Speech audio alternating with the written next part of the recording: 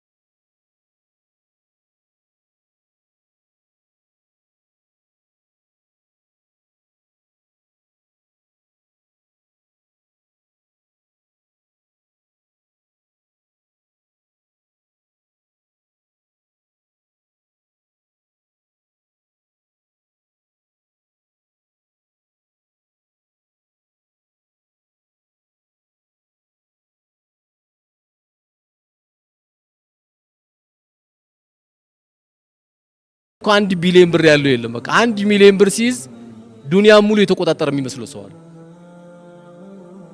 አሁን 1 ሚሊዮን ብር የቀበሌ ቤትም አይገዛም፣ አልሰማም ይሆናል እሱ ምንም የትም ያደርግልን።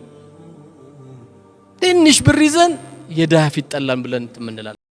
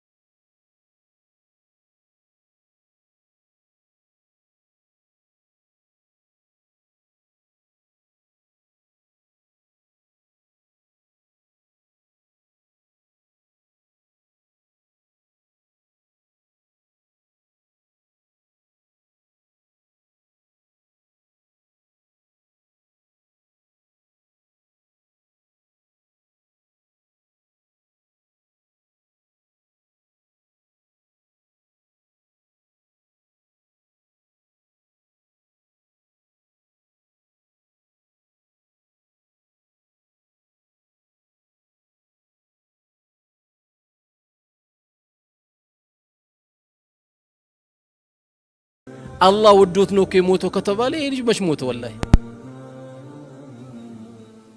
አንተ ምድር ላይ ላለው ሰው ምስክር ናቸው። ነብዩ አለይሂ ሰላቱ ወሰለም ምስክር ሆነ ለዚህ ወንድማችን ለዚህ ልጅ ለዚህ ልጅ ትልቅ ምስክር ሆነ። ስለዚህ ልባችን ላይ ኩራት ሲመጣ ያንንም ትንቃለህ፣ ይሄንን ትንቃለህ።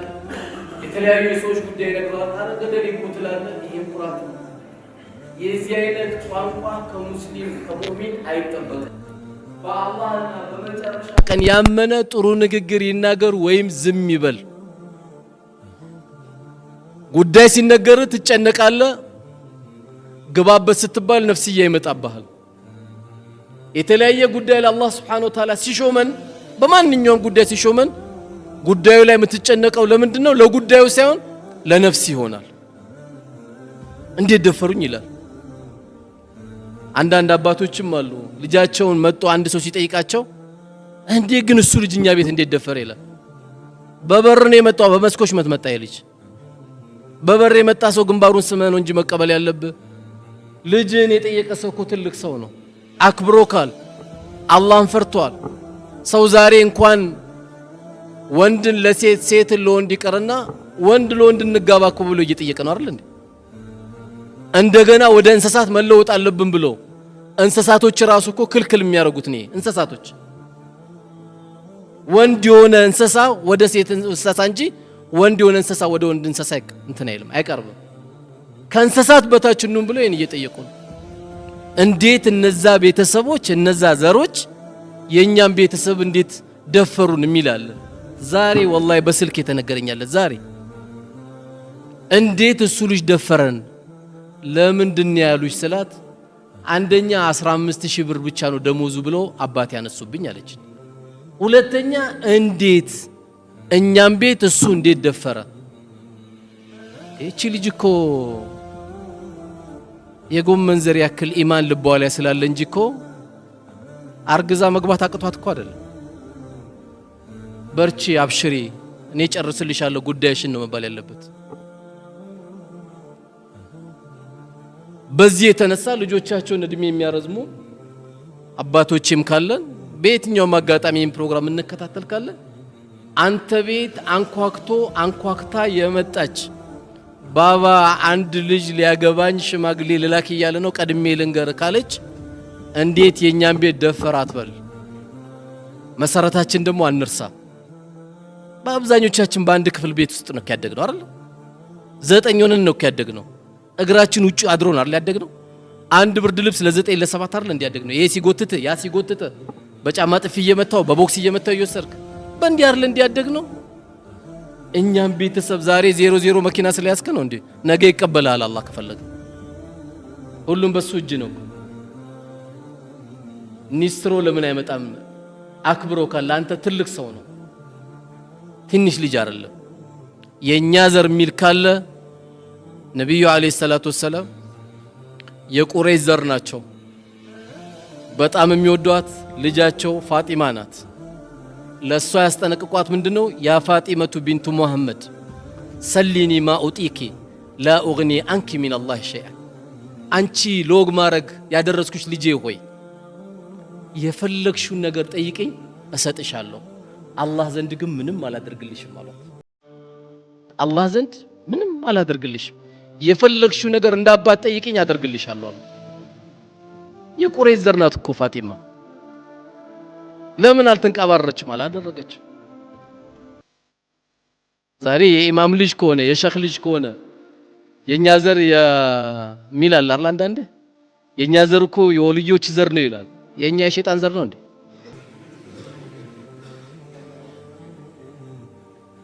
ማንም የሸይጣን ዘር የለም። የዚህ ሁሉ የተሰባሰበው የወልይ ዘር ነው። መስጊድ አይደል እንደገባሉ? ወልይ ሲባል የሆነ ካባ የለበሱ ዱላ ያዙ ሰውዬ እንዳይመስሏቸው። የሰገደ የሰዋቅ ያልበላ ነው ወልይ። አለቀ። ይሄ ሁሉ ወልይ ነው። የአላህ ወልይ ስለሆነ እዚህ ቤት የገባው። እኛ ወልይ ለምን አሰግድም ሲባል አይ እኛ አያታችን በደንብ ሰግደውልናል ይላል። አጃይብ። አንዳንዱ እኛ የቃጥባሪ ዘር ነን ይላል። ቃጥባሪን መች አወቃቸው? ብታቃቸው ቃጥባሪ ዘር ነኝ አትልም ነበር። ሰኞና ሐሙስ የማያመልጣቸው የአላህ ባሪያ ነበሩ። የጣፈጠ ምግብ ሲያገኙ አላህ በዚህ ቆንጆ ምግብ ምን ይሉኛል የሚሉ የነበሩ ናቸው። ታሪካቸውን በደንብ ወቃቸው። አላወቃቸውም። ለይል ሰላት አያመልጣቸውም። እንዳንተ 5 ሰዓት አይደለም የሚነሱት። የዚህ ዘር ነኝ መጀመሪያ ዋቃቸው እሳቸው። እኔ የከድር ዘር ነኝ፣ እኔ የዚህ ዘር ነኝ። የለም ምንም አይጠቅመም። ላንተም ለኔም የሚጠቅመን አላህ እንደው ትንሽ ሰበብ አድርጎ የሚቀበለን ስራ ሰርተን መሄድ ብቻ ነው እንጂ የዚህ ዘር ነኝ የዛ ዘር ነኝ የለም። አብዱል ቃድር ጀላሊን ታሪኩን ብታይ የአላህ ባሪያ፣ ከድርን ብታይ ሱረቱል ዩሱፍ ላይ ሱረቱል ካፍ ላይ ታሪካቸው የተቀመጠ የአላህ ትልቅ ባሪያ። ሳዳ ሰው የምትወደውን ትከተለዋለህ እንጂ እሳቸው የማያውቁትን ልክ በኢሳ ላይ አለይሂ ሰላም እንደተፈጠረ ነው አይደል እንዴ? ኢሳ ጌታ ነው ሲሉ ኢሳ ግን ነገ የውመል ቂያማ አላህ ሲጠይቀው ምን ይለዋል? አአንተ ቁልተ ሊናስ ተኺዙኒ ወኡሚሂ ኢላሂን፣ እኔና እናቴን ከአላህ ውጪ ጌታ አድርጋችሁ ያዙ ብለ እናትን ከአላህ ውጪ ጌታ አድርጉ ብለ ያዙ ብለ ተናግረሃል ሲለው ለኢሳ ወይም ለኢየሱስ አላህ ሰላሙን ያወርድበትና ምንድነው የሚለው? ቃለ ሱብሃነከ። አየው ጌታዬ ጥራት ይገባ፣ ጌታዬ ጥራት ይገባ። ቶሎ መልስ ውስጥ እኮ አልገባም። ጥራት ይገባ።